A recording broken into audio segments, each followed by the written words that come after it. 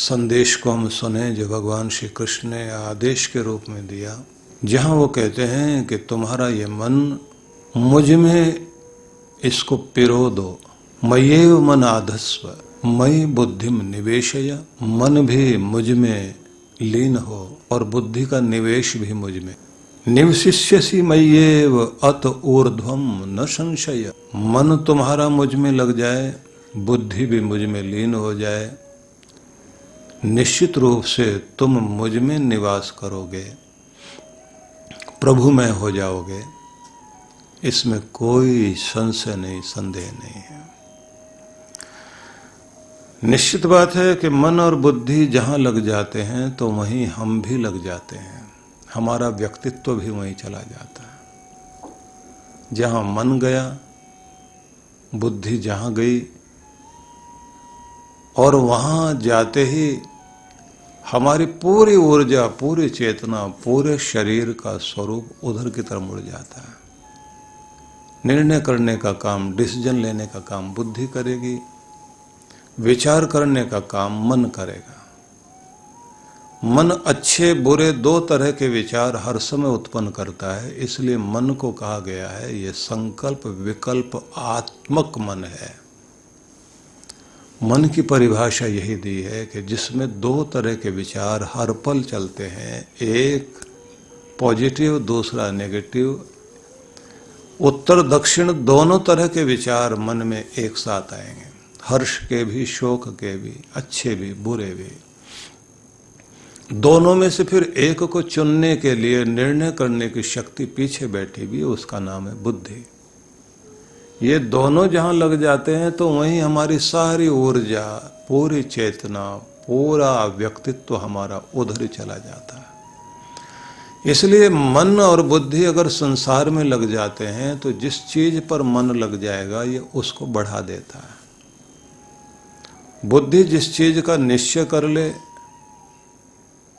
मन जिसमें ठहर जाए, तो हमारा पूरा व्यक्तित्व उधर की तरफ चलने लगता है और वही चीज बढ़ने लगती है। ये ध्यान रख लेना, अगर हमारा डर में मन स्थिर हो गया और बुद्धि ने भी कह दिया कि नहीं डरने वाली चीज है, तो ना भी डर वाली चीजें हो तो भी चारों तरफ से डर ही दिखाई देने लगे। किसी के प्रति घृणा मन में आ जाए और बुद्धि निश्चय करके कहे कि निश्चित रूप से ये आदमी घृणित ही है, तो आपके मन में उसके प्रति न जाने कितनी कितनी दुर्भावनाएं, गलत विचार और ऐसे तर्क खोज लोगे आप कि इससे बुरा तो कोई हो ही नहीं सकता, मैंने आज तक इसको समझा क्यों नहीं, इतना खराब आदमी। और कभी कभी तुम ये सोचते हैं रावण शायद पीछे रह गया है, ये उससे भी आगे पहुंच गया।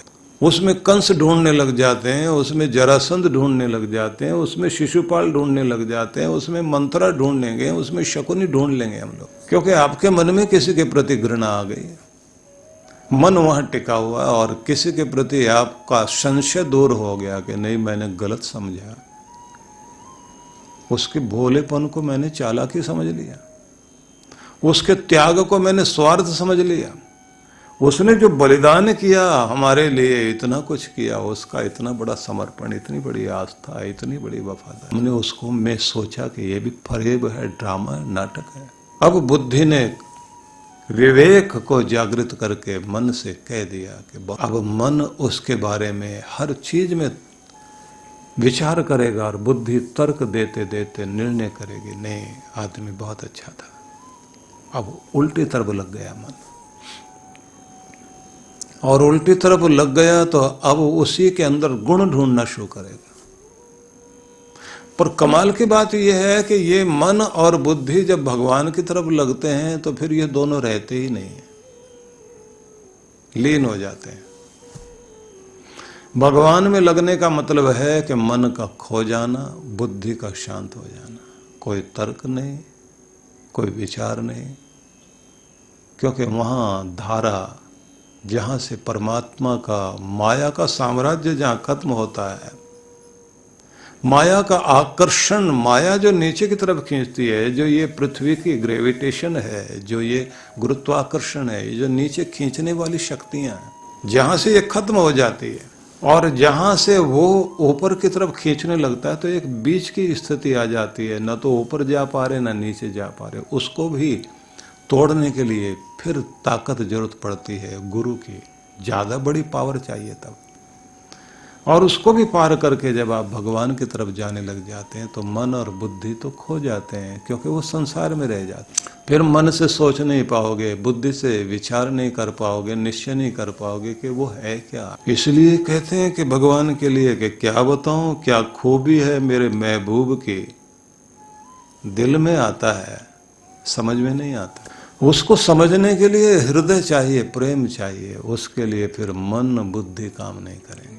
इसलिए किसी फूल को तोड़कर आप उसके बारे में नहीं जान सकते, किसी ढोल को या किसी सितार को तोड़कर हारमोनियम को खोल खोल कर अलग अलग करके आप संगीत ढूंढने की कोशिश करें तो नहीं पता लगेगा, क्योंकि बुद्धि वहाँ नहीं जा सकती। और मजे की बात यह है कि इसे सीखने के लिए या संगीत में जाने के लिए या प्रेम में जाने के लिए जहाँ मन और बुद्धि दोनों खो जाएं, वहाँ का तो खेल ही बिल्कुल उल्टा है। बड़ा शौक था किसी राजा को संगीत सुनने का, तो उसने एक संगीतकार को बुला लिया और उससे कहा आपके बारे में बड़ा सुना, बहुत अच्छा सुनाते हो, बहुत अच्छा गाते हो।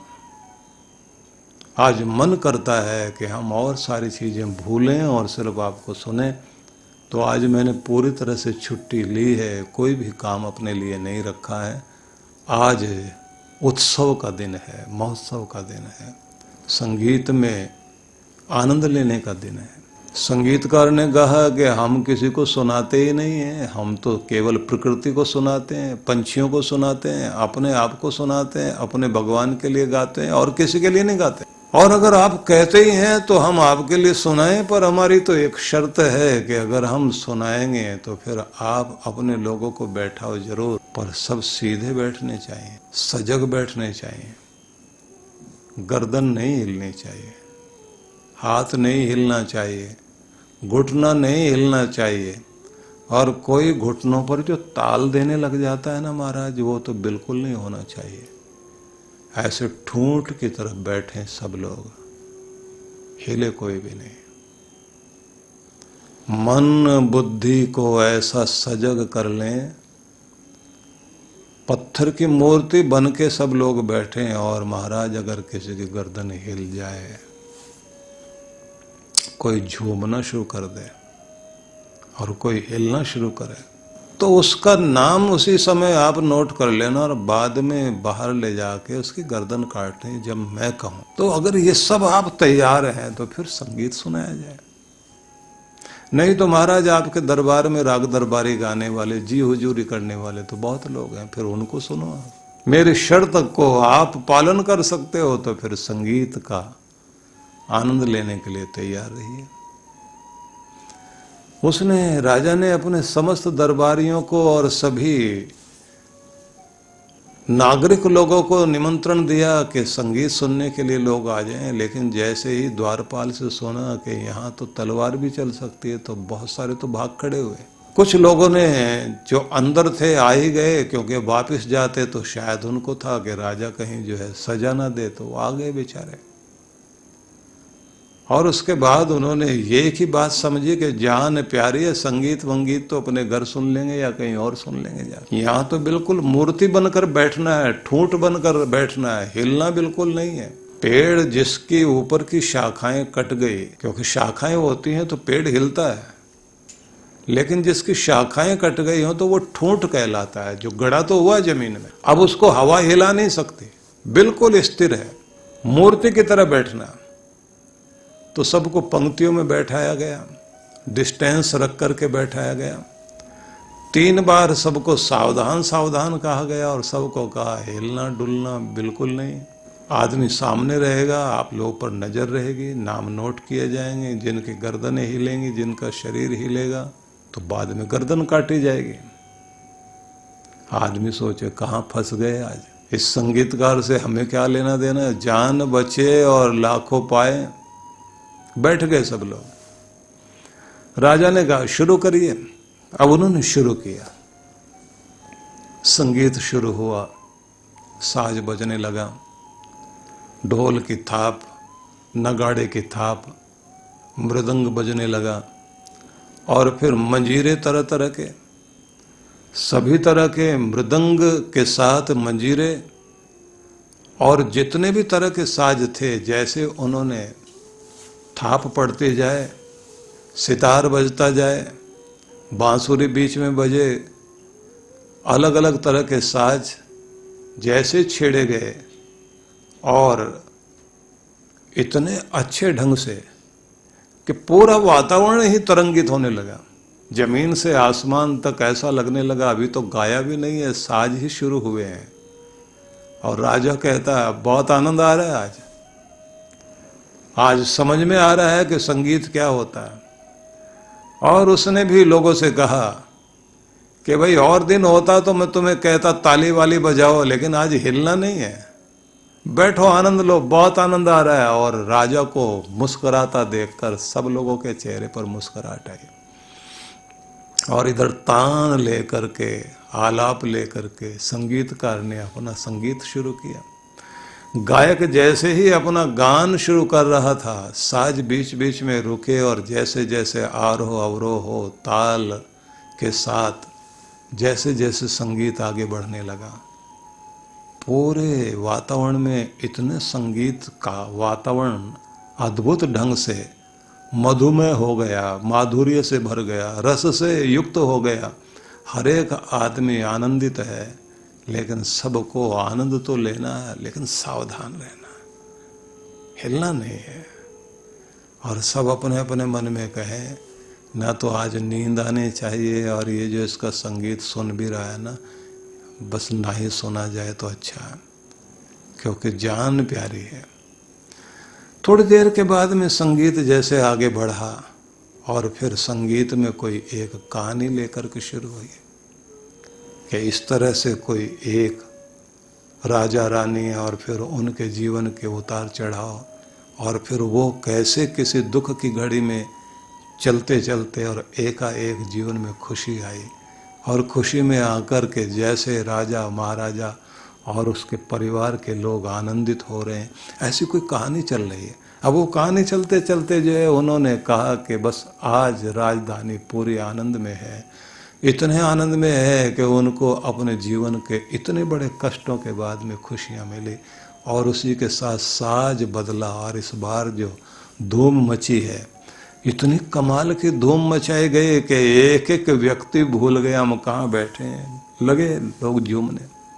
किसी ने अपने घुटने पर ताल देनी शुरू की, कोई गर्दन से ऐसे लहराए जैसे जो है बीन के आगे सांप लहराता है, कोई आगे पीछे हिल रहा है। भूल गए लोग कहाँ बैठे हैं। हल्की हल्की रोशनी, क्योंकि अभी जो है रात गहर आ रही है, दीपक भी जो है तेज नहीं है। लोगों ने आनंद लेना शुरू किया, और इधर राजा के व्यक्ति नोट करने लगे कौन कौन हिला। दूसरे से कान में कहता ये भी हिला हुआ, दूसरा भी हिला हुआ।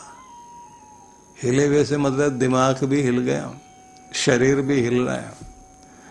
और वो नोट कर रहे हैं, अंधेरे में खड़े हुए देख रहे हैं, और इधर जो है संगीत बढ़ता जाए। लगभग 80% लोग तो झूमने लगे थे, और अचानक संगीतकार ने ऐसी तान छेड़कर बीच में रोक दिया, और उसी के साथ दिए तेज कर दिए गए। और उसने कहा कि रुकिए। व्यक्ति को बुलाया, गिने कितने लोगों की गर्दन हिली। बताया गया 80% लोग खूब हिले महाराज। बोले ले जाओ बाहर, लाइन में खड़े करिए, और उसके बाद मैं आता हूं, फिर गर्दन काटी जाएगी सबकी। मजाक बना दिया संगीत का। हिले क्यों, पंक्ति में खड़े कीजिए। और वो जो अंदर बैठे हुए थे, महाराज आप 20% जितने भी लोग, असली ठूंठ यही है, ये ठूंठ है। इनको देखकर तो महाराज चरण वंदना करने को मन कर रहा है कि इनके ऊपर अगर भगवान भी आके संगीत सुनाता, इनका कुछ नहीं बिगड़ सकता था। तो महाराज ये तो कमाल के निकले। राजा ने कहा ये तो धन्य है, इनको पुरस्कार दिया जाए। बोले हाँ महाराज, इनको भी बाहर खड़ा करो। अब बाहर चले गए, रोशनी में बाहर गए। राजा ने कहा कि पहले इनका इलाज या इनका इलाज। संगीतकार ने देख करके कहा महाराज जो ये 20% है इनको तो आप कहो दरवाजे से निकलें, जाए अपने घर। वो तो ऐसे उछलते हुए भागे जैसे कोई जो है 3 दिन से कोई पशु अंदर बांध रखे हो ना, और अचानक उनका रस्सी खोली जाए और दरवाजा खोल दिया जाए, और उस जो जैसे सिर पर पांव रख करके भागते हैं ऐसे लोग भागे, और ऐसा लगा जैसे कोई पीछे पकड़ने आ रहा है। अब भागो भागो भागो अपने घर चलो, जान बची। पता नहीं कहाँ से संगीतकार ऐसा मिल गया। राजा भी सनकी हमारा ऐसे लोगों को बुलाता है। राजा ने जो बाहर खड़े थे उनके लिए जल्लाद बुलाए, तलवारें लेकर सब आ गए। जैसे गर्दन सब लोग अपनी जिन जिन की हिली थी वो सब के सब अपनी गर्दन पर हाथ घुमा के देख रहे, कटेगी तो जरूर। उसी समय संगीतकार बीच में आया, ठहरिए महाराज, असली सुनने लायक तो यही लोग हैं जिनको आप कहें कि श्रोता होते हैं दुनिया में, संगीत के रसिक होते, संगीत को मानने वाले समझने वाले यही हैं महाराज। इनको बैठाओ अंदर, अभी तो आधा ही संगीत सुनाया, असली तो अब सुनाऊंगा। बोले तो फिर वो जो भागे, बोले वही तो भगाने थे मैंने, क्योंकि वो पात्र नहीं थे। राजा पूछता है कि मैं तुम्हारी बात को अभी तक भी नहीं समझा। तो उन्होंने कहा कि महाराज जहां मन और बुद्धि दोनों खो जाएं और प्रेम जाग जाए और अंदर आदमी लीन हो जाए खुद में, उसे पता ही नहीं लगे कि वो कर क्या रहा है। अब अगर कोई किसी का वीडियो बना करके बाद में दिखाए जब वो कोई संगीत सुनते हुए जो ताल बजा रहा था घुटनों पर और झूम रहा था, हिल रहा था, और उसको बाद में सब लोग कहें कि अब आप देखो आप क्या कर रहे थे, खूब ताल वाल लगा रहे थे, ये क्या बच्चों जैसी हरकत थी। आदमी कहेगा बहुत आनंद ले रहा था मैं उस समय, पर तुम्हें कोई साज बजाना आता है या नहीं? बोले मैं उसके साथ ऐसा सोच रहा था कि जैसे मैं भी बजाने वालों में शामिल हूं, मैं भी गाने वालों में शामिल। वो इस तरह की हरकत करता है, उसे खुद पता नहीं होता। क्योंकि ये बात ध्यान रख लीजिए कि संगीत में जाते ही आप लीन हो जाते हैं, और जब तक तल्लीन न हो जाएं, जब तक आप उसके अंदर रस न लेने लग जाएं, जब तक आप झूमने न लग जाएं, तो इसका मतलब अभी सुना ही नहीं है, आप उसमें प्रवेश किया ही नहीं है। मन बुद्धि जब भगवान में प्रवेश कर जाती है तो ये ध्यान रख लेना, ये दोनों खो जाते हैं, उस समय आदमी कुछ और ही हो जाता है। इसलिए आपने देखा है कि मीरा के हृदय में परमात्मा प्रवेश कर गए और उसका मन पूरी तरह से परमात्मा मय हो गया, मन भी बुद्धि भी हृदय भी भगवान से लीन हो गया। तो अब मीरा नाचती है, मीरा गाती है, मीरा झूमती है, और सब लोग कहते हैं मीरा पागल हो गई। अब मीरा ये कहती है कि ये खजाना जिसको मिल जाएगा वो तो इस स्थिति में आएगा ही आएगा। इसलिए ध्यान रखिए कि आप जब मन और बुद्धि भगवान को सौंप देते हैं, उसमें जब लीन हो जाते हैं तो मन भी खो जाएगा, बुद्धि भी खो जाएगी, और क्या रह जाएगा? आप भी आप नहीं रह जाओगे। मैं कौन, मैं कहाँ, मैं किस स्थिति में, ये भी पता नहीं रहेगा। जैसे वो संगीतकार गा रहा है और लोग कहाँ बैठे हैं उन्हें खुद होश नहीं है, वो क्या कर रहे हैं उन्हें पता ही नहीं है, वो झूम रहे हैं, वो तो बस एक आनंद में आ गए हैं। बस वैसी प्रकृति वैसी ही स्थिति आपकी होने लग जाती है जब आप भगवान में लीन होते हैं। इसलिए ध्यान के माध्यम से जाओ, भजन के माध्यम से जाओ, जाप के माध्यम से जाओ, जिस भी माध्यम से आप अपने मन को खो दें, बुद्धि को खो दें, परमात्मा में पहले मन को एकाग्र करना, बुद्धि को लीन करना, और उसी में लगाते लगाते आप अंदर खो जाएं। माला चलाते चलाते एक स्थिति ऐसी आ जाए कि आपके होठ भी बंद हो जाए, आपका वो चाण भी बंद हो जाए, आपकी बुद्धि भी सोचना छोड़ दे, और आप जहाँ हैं वहाँ स्थिर हो जाएं। बस समझ लेना कि माला का कार्य पूरा हो गया, आपके जप का कार्य पूरा हो गया, क्योंकि आप पहुँच गए, आप लीन हो गए। लीन होना ही जरूरी है। इसलिए बड़ा अद्भुत संदेश नारद भक्ति सूत्रों में दिया गया है कि भक्ति क्या है? सातु अस्मिन परम प्रेम रूपा। परमात्मा के प्रति परम प्रेम का नाम ही भक्ति है। अमृत स्वरूपाच, वह व्यक्ति के अंदर अमृत को उत्पन्न करने वाली शक्ति है। यह लब्ध्वापमान सिद्धो भवति, जिसको पाकर के व्यक्ति सिद्ध हो जाता है, सफल हो जाता है। अमृतो भवति, अमृत हो जाता, तृप्तो भवति, और तृप्ति मिल जाती, कुछ और पाना बाकी नहीं, अब कुछ और नहीं चाहिए, बस तुम प्रभु तुम मिल गए तो और क्या चाहिए। तुम्हारे होने से सब कुछ मेरे पास है, जब तुम ही नहीं हो तो फिर कुछ भी नहीं है। इसलिए कहा न किंचित वांछते, भक्ति में बढ़कर आगे व्यक्ति कुछ मांगता नहीं है, इच्छा नहीं होती, न वांछती, न सोचती, कोई शोक नहीं, न द्वेष्टि, किसी से कोई बैर नहीं। नारद ऋषि ने भक्ति के सूत्र दिए, बहुत अद्भुत सूत्र दिए कि मन लीन हो गया, बुद्धि लीन हो गई, अब तुम प्रेम पूर्ण हो गए, और प्रेम पूर्ण हो गए तो भक्ति चरम तक तुम्हें लेकर जा रही है। न मन न बुद्धि, कुछ भी नहीं, क्योंकि ये जगह वो है जहाँ मन काम नहीं करता, जहाँ बुद्धि काम नहीं करती, यहाँ हृदय काम करता है, यहाँ प्रेम का स्थान है, ये प्रेम नगर है, ये प्रेम का मंदिर है। क्योंकि प्रेम पूर्ण होकर के ही परमात्मा के प्रेम को पाया जा सकता है, ये सीधा नियम है। प्रेम में भरपूर होकर के ही आप परमात्मा के अतिशय प्रेम को प्राप्त कर सकते हैं, और जब आप प्रेम पूर्ण होते हैं तो आपको बहुत बहुत प्रेम वापस दिया जाता है।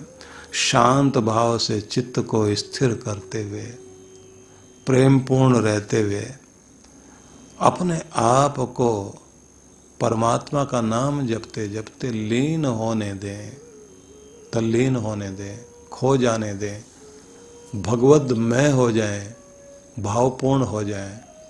मैं नहीं, बस तू ही तो, तू ही तो, तू ही तो, तू तो करता, तू भया, मुझ में रही ना हूं। कोई नाम आपका बोलता है तो आप कहते हूं, बोल रहा हूं ना, मतलब मैं हूं करता है आदमी, तो ये अपने अहम का परिचय देता है। तू तो करता, तू भया, तेरा नाम लेते लेते मैं तेरा रूप ही हो गया हूं, मुझ में रही ना हूं, अपने हूं को भूल गया हूं। वारी तेरे रूप पर जित देखूं तित तू, अब जिधर देखता हूं तू ही नजर आता। हर बच्चे में अपना बच्चा दिखाई देने लग जाता है, और माँ को जब बहुत प्रेम पूर्ण होती है। माता पिता के सामने किसी का बच्चा भी रो रहा हो तो एकदम वो मुड़ के देखते हैं कि मेरा बच्चा तो नहीं है, और गुस्सा आता है उनको रुलाने वाले को देख के, और जाके डांटेंगे, चुप कराओ ना बच्चे को। और कोई लोग तो डांट देते, तुम्हारा बच्चा है क्या, तुम क्यों बोल रहे हो, हमारा है, रो रहा है तो रो रहा है, हमें पता है क्यों रो रहा है।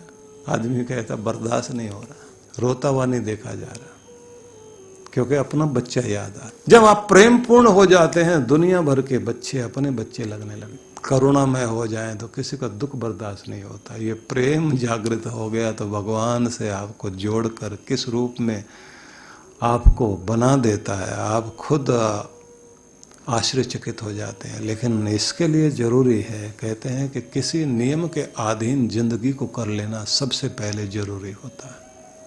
कोई नियम अपने जीवन में ले लीजिए, और वो नियम परमात्मा के लिए है, ये मान करके आप उधर चलें।